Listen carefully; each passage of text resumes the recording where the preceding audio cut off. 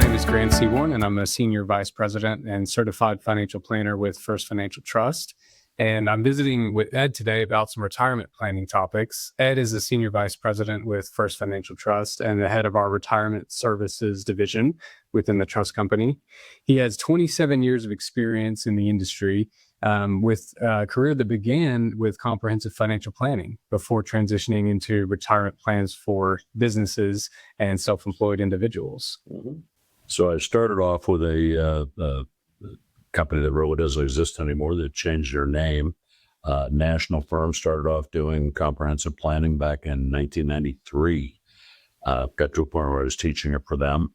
And then we had a situation where 126 of us all quit our jobs together and went and did our own startup.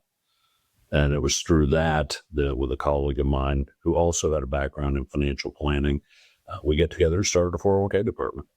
Pretty much from the ground up. I'm excited to have you with the trust company because you're my go-to for any retirement plan 401k questions. So that goes both ways. You're my go-to for financial planning questions. So it's a good relationship. It's a good team. Well, I want to start off today with a question that comes up pretty regularly. You know, in an ideal world, as you years in advance of retirement, you would start to ask those questions of how much am I going to need as a nest egg to fund the lifestyle that I want to live in retirement. A lot of the people that we work with, they bypass that period of time and they're at the point in time where the nest egg is what it is. And the question shifts to, here's what I have. How much can I safely withdraw from that portfolio over my retirement with a low probability of running out of money? So Ed, give us your feedback on that. When you get that question, how do you typically respond? Well, it's funny. You and I have had these conversations where a lot of the basic concepts behind financial planning don't change, but the numbers sometimes do. Mm-hmm. So back when I started doing financial planning, the rule of thumb was 5%. Yeah, I'm now seeing primarily 4%. Mm-hmm.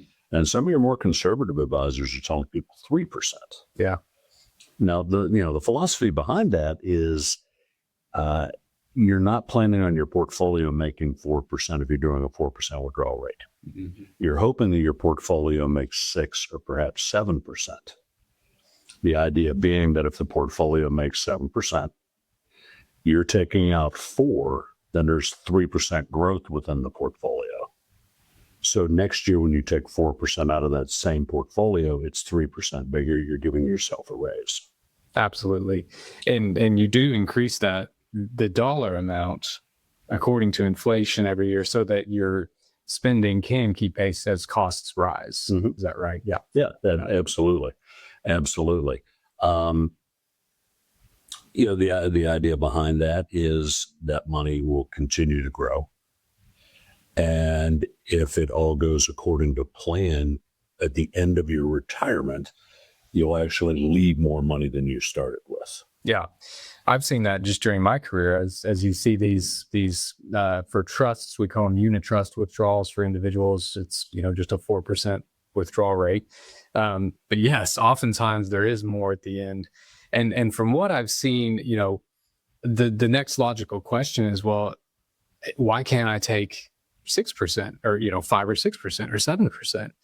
And I think my response to that would be, if we lived in a perfect world where markets averaged 7% a year every year, and you were taking 4, then that math works, portfolio grows. Sequence of return risk is real. And, you don't actually end up averaging 7% a year. So you have lost periods of 4 years, 5 years, even lost decades when it comes to returns. So depending on when you start and what returns take place within the next few years, the 4% is what's termed in the industry as a relatively safe withdrawal rate because, as I explain to my clients, you're mitigating against those bad timing scenarios of 2008 Great Recession happening at the very beginning, or the lost decade from the early 2000s to 2008. Right. Yeah. Well, the 4%, if you become the person who cracks the code on being immortal, that works. Because literally you could go 100 years into the future and you're never going to run out of money. Not everybody has the financial wherewithal to do that. So there's another school of thought, and sometimes it's driven by necessity, where you actually have to start doing a little more planning with the idea that, okay, given a realistic life expectancy, how much can I afford to spend? Absolutely. So it's almost as though the people who don't need to do financial planning are the people with tons of money and none. Yeah. I would argue everyone needs a financial plan. I think that, the ultra wealthy, they're probably, it depends on what you spend. You can always spend it all. But I think the extremely high net worth, the focus shifts more from, am I going to run out of money, to how do I tactically give away my money? Estate planning becomes more of a central focus. Charitable giving becomes more of a central focus. But I agree with you. Talk to me a minute about, you commonly use this strategy to help people. One of the initial questions that comes along with how much can I spend, and we'll talk more about this later, Right. that how much should I invest? I talked a little bit about sequence of return risk, volatility that happens unexpectedly, especially early on. How do you mitigate against that volatility and that fear that you're going to have negative returns early on that can impact your portfolio? How do you mitigate that risk as it relates to investing those dollars? I was hoping we'd circle back to that when you mentioned it earlier. Yeah. That's a big deal. You put together a well-diversified portfolio, and I actually do a pre-retirement seminar, and this is one of the slides that we have as an illustration of this. You can have two people with the same wealth at the beginning of their retirement, the same income needs at the beginning of their retirement. One retires into 3 up years of the market in a row, which we see frequently. The market will do 20% a year for 3 years. You start off on a nice hot streak. The other person retires into 2000, 2001, 2002, or 08, 09. And see what happens, you start pulling money out to fund your retirement. Well, if you're pulling out of something that's rising, great. But when you're pulling money out of an account that has the value dropping from market results, it's like pulling out a multiple of that much money, because you're locking in market losses when you sell the investments to fund your lifestyle. Yeah. I love the way you describe that as a multiple of that dollar. Yeah. Oh, absolutely. Yeah. And it can be disastrous. We've actually run the numbers where, again, same retirement goal, same wealth. The person who retires into 3 up years winds up retiring at the end, or they at the end of their retirement, 30 years down the road, they have more money than they started with. Same person who retires into 3 down years, out of money within 13 to 15 years. Right. Identical situations. Even if the ending, 30 years from now, you look back, Right. the average annualized return was the same for both identical situations due to the order those returns came in. Absolutely. Different ending values. Absolutely. Yeah. So one school of thought is to try to insulate yourself from that. You don't want to be pulling money out of something that's dropping. So set it up so that the accounts that you're pulling money from are in something that cannot drop. You see, one of the things that people do a lot is they'll invest their retirement money like they're going to spend it all on the same day. And so this concept of buckets of money is and then this really requires working with somebody like you. This one's a hard one to pull off at your kitchen table by yourself. Right. All right. There's people who can do it, but they're few and far between. Yeah. Okay. But the idea is, you take a look at what you're going to spend, do what we call a retirement timeline. Year by year, here's how much you're going to need to fund your lifestyle. And then depending on how conservative you are, 1 or 2 years, maybe 3 years of income, you put it in something that absolutely cannot go down a dime. A money market. Yeah, money market would work. The return is not the key point here. Right. The key point is not that you're trying to make money here. It's that you're trying to avoid pulling money out of something that's falling like a stone. Yeah. Well said. Okay. So that first year, doesn't matter what you're making. Yeah, money markets are paying a little bit now. Mm-hmm. You know, we had a 5 to 10 year run where they paid nothing. Mm-hmm. Doesn't matter. Mm-hmm. The return is irrelevant on this block of money, on this bucket. And the idea is then you have your next bucket, which takes you out through maybe the next 3 to 10 years, somewhere in that. And there's different schools of thought as to what the exact numbers are. Sure. And it's going to vary client to client based on their risk tolerance. Absolutely. But that middle batch is something that has some volatility to it, but not a ton. Yeah. Where you're going to make some money. Yeah. But worst case scenario, you know, a bad year might look like 10%. Yeah. And in 10 years and up, think about it. If you retired 65, money you're not going to spend in 10 years can be invested like you're 55. Absolutely. Long time horizon. You know? Yeah. And so that's where you can go into your equities. That's where you can make your money. The idea is you may not have a single, if your target retirement date is 7%, Mm-hmm. you may not have a single portfolio piece that's making 7%. Mm. But the idea is when you blend the average, you try to get there. Yeah. So saying that back to you, if you know, day one of retirement, I need to withdraw $40,000 for my first year to fund that, maybe together with my Social Security or my pension. Right. That's the amount I need to maintain my standard of living. $40,000, I would keep $40,000 in a money market fund. Mm-hmm. That way, there's no volatility on my first year, and maybe even 18 months worth of that, and then add it up 5-7 years, whatever you're comfortable with in bonds. Anything left over goes into equities, a diversified portfolio.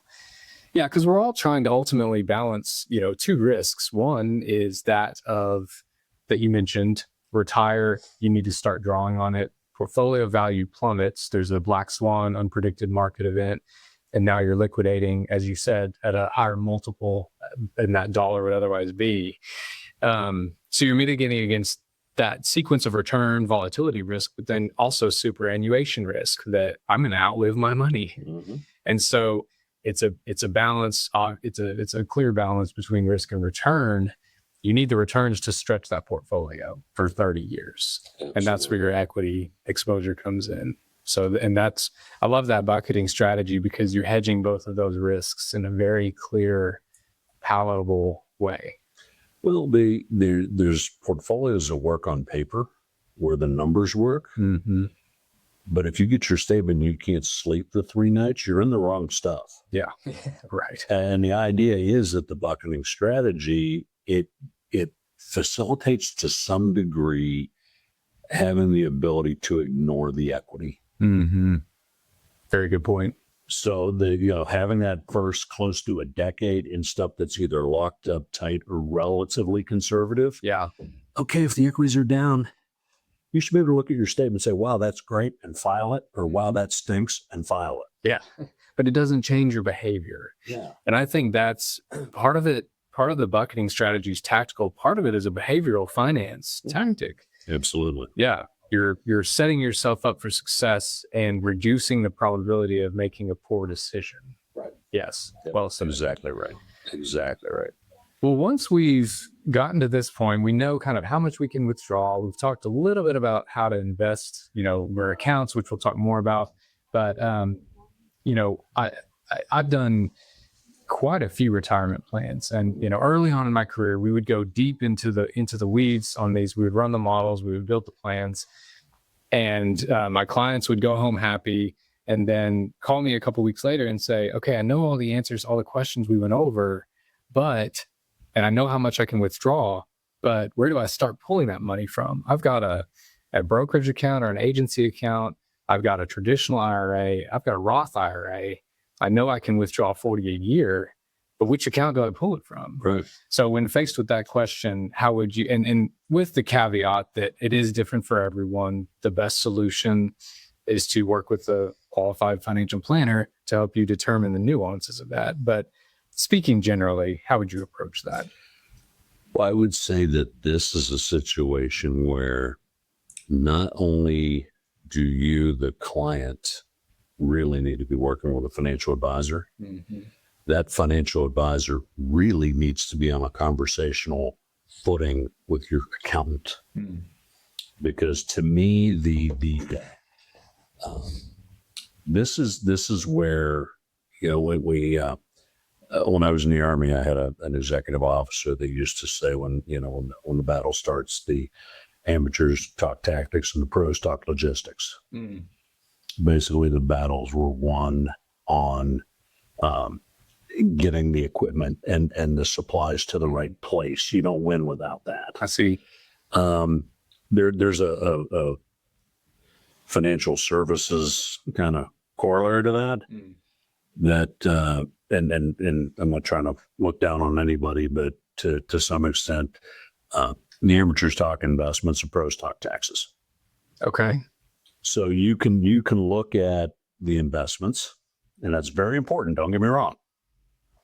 But when you start talking about pulling money out, you got to take a look at the tax treatment of each of those particular buckets.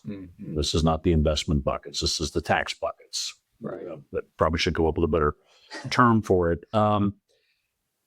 Anything you have pre-tax or traditional, it's going to be taxed 100% when you pull it out. Right. Ordinary income. Anything Roth, provided you're 59 and a half and it's been in there for 5 years, 100% tax-free when you pull it out.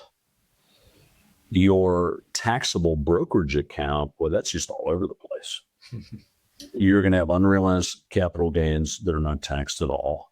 If you're in mutual funds, you'll have taxable gains distributions that are taxed on a year-by-year basis. Sure. That's always a fun conversation to have with a client when the market's down 20% for the year, and at the end of the year, they get a capital gains distribution. Yeah. That's always a wonderful conversation. Right. And a wonderful experience. But the other part of it is then when you liquidate money out of there, you're cashing in some of those unrealized gains. Okay. So there's a lot of moving parts there. Yeah. The other thing is, if you're fortunate enough to leave money, now you get a whole other tax conversation. Leave money to heirs. To heirs. Yeah. The next generation. Yeah. Because they're going to have to pay taxes on anything that's pre-tax or traditional. Right. Okay. They're going to have to they don't pay taxes on anything that's Roth. Yeah. They inherit that tax-free. Right. And on the other investments, they get what's called a stepped-up basis, where they have no capital gains on that. Yep. So in light of all these moving parts that are going on, what I talk to people about is pay close attention to the tax brackets. I think if you were to just ask random people what marginal tax bracket they were in, okay, the smart ones will say none of your doggone business. Okay, but most people don't know. They have no idea. Yeah, most people don't know how and that's normal. Yeah, okay, that's normal. I don't know if I could tell you right now. Yeah, well, the biggest thing that people miss out on is there's a 0% marginal tax bracket. If you're married filing jointly, that eats up like the first, it's in the low 30s, like 32, 33,000 of supposedly taxable income. Your standard deduction eats that up. That's what I'm glad you clarified that. It's essentially the standard deduction covers the first 30-ish thousand of income. That's the 0% tax bracket. Yeah. And then it goes to 10. Yeah. And then it goes to 12.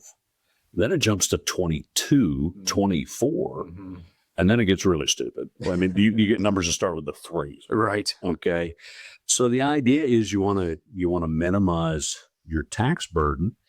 I was at a 401k 20 years ago, and I had a young advisor who was doing one-on-one meetings. The reason they were involved is they introduced me to the company. I went and did the 401k. This young advisor got to meet with the employees. Okay. Great place, great people. Up in the mountains in Pennsylvania. Cost of living, the advisor was shocked at how low the cost of living was there. Okay. Compared to where we were at the time. Yeah. And it was interesting because he said, he goes, I'm telling these people to go 100% Roth. Like, why? Why are you telling them 100% Roth? You said they're all in the lowest tax bracket. They're not really gaining anything. by doing pre-tax. I said, you realize that most of these people are in their 40s and 50s. They've never had a retirement plan. They're going to be in the 0% tax bracket when they retire. So, yeah, I get it. Saving back then, the 15% was the lowest bracket. I get it. Saving 15% is not much, but they're going to pay zero in retirement regardless. Because all those distributions, while normally would be taxed as ordinary income, covered under the standard deduction. It was going to fall under the standard deduction. So pay attention to that as you're pulling your money out. And what you want to do is every year in retirement, when you sit down with your tax person, and if you do this right, you'll have a tax person. Okay. Yeah. And if you do retirement right, you will have a tax person. Yeah. So the idea is you sit down with them every year, and the brackets change year to year, but you basically say, hey, thinking I'm gonna need to pull about 120 grand out to fund my lifestyle this year. That sounds like a lot of money, but this conversation might be happening 15 years from now. Sure. Okay. 120 grand. Okay. Your question to them is, what marginal tax bracket does that put me in? And they may say, well, you're in the 22% tax bracket. Okay. Your follow-up question to that is, by how far? How deep am I into the 22% tax bracket? Okay. Because if you're asking me to pay my income taxes at 0, 10, or 12%, I'm listening. Okay. You start asking for a quarter of it, I start getting a little bit of an attitude. Okay. You're right.